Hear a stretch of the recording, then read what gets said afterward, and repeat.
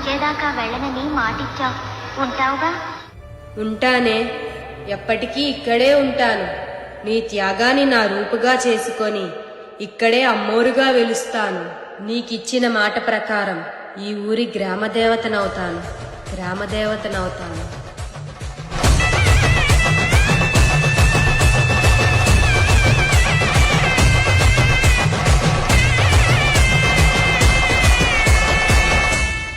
ఇచ్చిన మాట కోసం ఆ రోజు నుండి ఆ ఊరి గ్రామదేవతగా వెలసింది. ఇప్పుడు ఆ అమ్మవారి గుడి కాదు కదా, ఆ గోడలో ఉన్న ఇటుకను కూడా మనం కదిలించలేము. ఎవరో చెప్పిన కథలు విని అంతా నువ్వే చూసినట్టు చెప్తున్నావు. ఆ గుడిలో ఉన్న రాయిని ఎలా బయటికి తీయించాలో నాకు బాగా తెలుసు.